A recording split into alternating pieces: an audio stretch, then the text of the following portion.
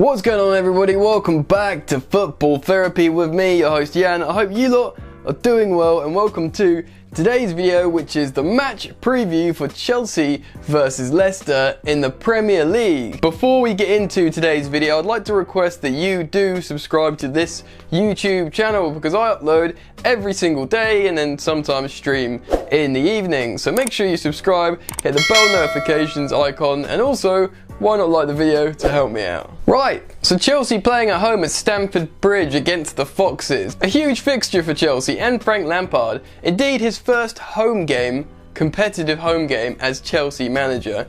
It's the homecoming of the golden boy, the prodigal son, returning home. It's going to be epic. So you can expect an electric atmosphere from the Stamford Bridge faithful, but good vibes won't be enough to see Chelsea through this match because Leicester City are an incredibly good team, especially under Brendan Rodgers. It won't just be the feel-good factor around Stamford Bridge that should hopefully help Chelsea in this game.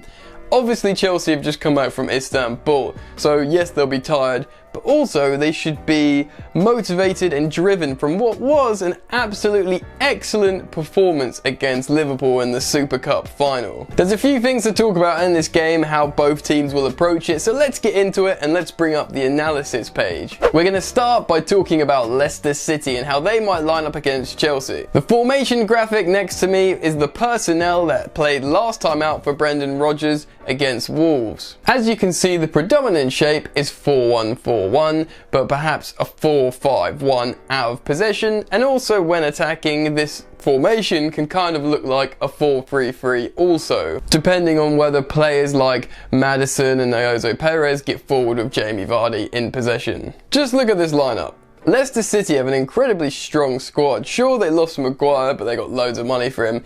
And although Maguire's a very good centre-back, losing just a very good centre-back when you already have an excellent squad isn't the worst thing in the world. So you can make the argument that the centre-back partnership is maybe the weakest part of Leicester's 11, but look at the rest of the field. In the fullbacks position, they have Chilwell and Pereira, which are both incredibly talented players. For my money, they could both be playing in a top 4 side. And Leicester's midfield is so good, easily better than, say, Manchester United's midfield. You've got Ndidi in there, Tielemans, who starts for Belgium, Maddison, who sort of floats around in that 10 role, and even Chowdhury, who's come in, who looks like an incredibly physical presence and a great addition to the Leicester team. Obviously, they've recently signed a Jose Perez from Newcastle, who was scoring a lot of goals when they bought him, so he's a good age, he's in form, and he's in a team that will create more, so he'll probably score goals. And then there's the main man himself, Jamie Vardy. I know he's getting on a bit, but he's still, for me, one of the sort of top tier strikers in the Premier League. And when Brendan Rodgers came into Leicester last season, I think Jamie Vardy was like the form striker of that period. He was scoring a lot of goals. So how will Leicester play? Well, for the last few years, and certainly since they've won the Premier League actually, they've been a really strong counter-attacking side, and they still are. They can do that incredibly well, but now under Brendan Rodgers and with this better squad essentially, this better starting 11, they can play different tactical approaches. Sure, they can still play counter-attacking great, but they also like to play with the ball and will want to keep possession and play a bit more attacking football. Certainly now they've got Brendan Rodgers as coach. So Leicester have a good starting 11, a couple of good bench options, and different tactical approaches they can take depending on the opposition or how the game's going. So a formidable side, and they've got options. Let's talk about Chelsea a little bit and switch the graphics over. As you can see, I've pulled up 2 different formations that I think Frank Lampard might use in this game. You'll probably notice I've left out the diamond formation now. The diamond midfield looks like a really interesting prospect for both Chelsea and Frank Lampard in the Chelsea approach, but the thing is, I feel like it's not well versed enough in this squad, so therefore the next time I think he's going to try it will be against lower level opposition to try and sort of nurse it into the squad. So that leaves us with 4-2-3-1 and 4-3-3, which was recently used in the Super Cup final. So the obvious reason of using the 4-3-3 would have been how it's so well drilled into this current Chelsea squad's mind. The biggest problem for Frank in his pre-season maybe, and certainly that drubbing at Old Trafford, would be the space between the lines, leaving you vulnerable for counter-attacks. And with the 4-3-3, the way Maurizio Sarri drilled Chelsea, They moved around together. There was never more than 15 yards between the defensive and midfield line. Therefore, they were more compact, and although they can play with possession that way, it's a safer way to play. So there is the 4-2-3-1, which does look like it's Frank Lampard's favourite formation, or certainly the formation that he wants to eventually be his official Chelsea formation.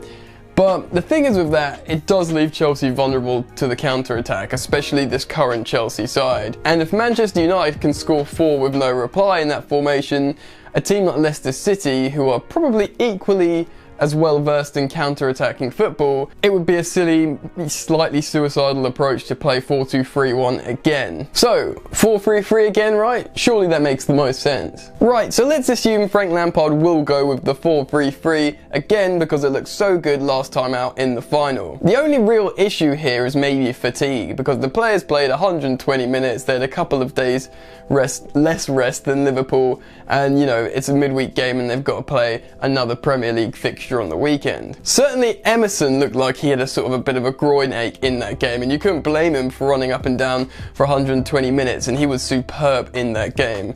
So what, maybe Marcus Alonso comes in at the left back position? Which is worrying because he's a lot slower and he's not great at defending. So does that provoke Frank in doing another formation change to accommodate Marcus Alonso in his system? I'm not so sure, and I'm not saying a 3-back system, maybe another 4-back system that doesn't leave Alonso so exposed. I don't know. Comment what you think. One change which I probably would expect to come in is Fikayo Tomori starting in the centre-back position. I've said it before on this channel, Tomori has excellent recovery pace. He can get back very, very quickly, and if Chelsea are playing against Jamie Vardy, who's going to look to play on the shoulder and split defenders, for me, a well-rested Tomori makes a lot of sense to be starting in this game. I think we'll see Willian brought into this game as he'll be rested and by now well integrated into the team, and Pulisic didn't play the full distance like Pedro in Istanbul, so maybe he'll start as well. But for me, the most interesting talking point is the striker position. So Giroud started the final in Istanbul. You think maybe it won't be him, but maybe it will be him. Maybe he is the first team striker until the other guys are ready. I mean, he looks the best. He looks like the strongest option in terms of performance levels at the moment. But then again, you think Michy Batshuayi. He scored 2 great goals in pre-season, yet he hasn't had a sniff yet in a competitive game. So he'd make sense, right? Surely. Start Michy Batshuayi, see what he can do, see if he can score more goals. Or maybe not. Coaches don't seem to fancy Batshuayi. Maybe there's something going on the training ground that we don't know about. And then there's the case for Tammy Abraham. Maybe it would be a really smart coaching move to put Tammy immediately back in after that penalty miss. Build up his confidence. Imagine what world of good a goal would do for Tammy Abraham at Stamford Bridge this weekend. Frank Lampard might be thinking that. Maybe pulling him out after a sort of high-profile mistake or penalty miss like that would do him more damage. And remember, there's that sort of trail of thought that Tammy Abraham, even if he's not performing as he should be at the moment, stylistically, he is in the mould of the striker that Frank Lampard wants to play in his Chelsea system. So it's a really, really interesting one here, and quite a peculiar situation in that you could make a pretty damn strong case for all 3 strikers to start this game against Leicester. Let me know your thoughts on this. Get down in the comments and tell me who you think should be starting and why. Really interesting talking point that. Anyway, let's talk about the game, how maybe it could go, and let's get rid of this analysis screen. I've said it before and I will reiterate the point that Chelsea, Frank Lampard's Chelsea, don't look like they'll ever have any problem carving out chances. It's just finishing off chances and scoring goals. We've just spoken about the strikers, so there's that issue, although all of them are capable of scoring goals, just maybe not loads of goals. Pulisic does look incredibly bright, and obviously there's the number 10s in Ross Barkley and Mason Mount. I think Ross Barkley might start maybe. He loves a goal, and obviously he was the sort of top scorer and form player of pre-season. Who knows, Willian might get off the mark and try and get a double-digit season in the Premier League. So of course goals are concerning in this game, and I think Leicester might be defensively resolute in this game. I've just got that feeling. But I also feel like they won't play an open game. I feel like they will play counter-attacking football against Chelsea because they know it will suit them. Therefore, the space between the lines issue is gonna have to be ironed out. Bringing someone like Tomori in would be great, like I said. playing the 4-3-3, moving around as a unit more would be better as well. But in this game, it's really important to marshal Jamie Vardy well, and here's an interesting statistic for you here. Everyone knows about Vardy's record against the top 6 versus the top everyone else in the league rather. I think his conversion rate's like 14 or 13% against the bottom 14 sides, but against the top 6 his conversion rate is about double that. So he loves scoring against the bigger sides. Peculiar statistic that, but it's true. So Jamie Vardy will need to be marshalled in this game, and he hasn't scored yet. I know it's only been one game, but he will be frothing to score a goal, and he loves scoring against Chelsea. Other than that, there's the obvious dangers of Maddison and Perez. They'll be looking to play between the lines. So if Chelsea did play a 4-2-3-1, that would be another danger of those two intricate sort of inside forward number 10 style players dancing around in that open space, combining, and then Jamie Vardy making little runs. It's all very dangerous essentially, and like I said previously in this video, Leicester City are now a much better footballing side offensively.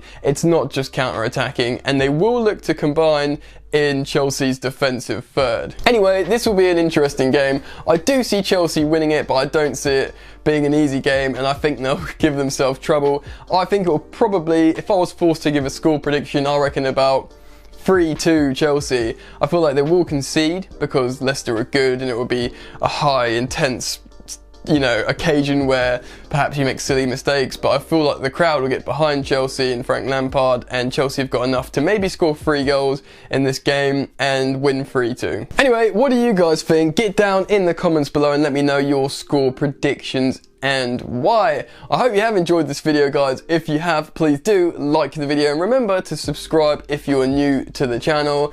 A little shout out, follow me on social media at FootballYannick on Twitter and Instagram. I do post on Instagram every now and again, trying to do it daily, but I don't really have any Instagram followers, so that's where you can help me out. Follow me on Instagram, guys.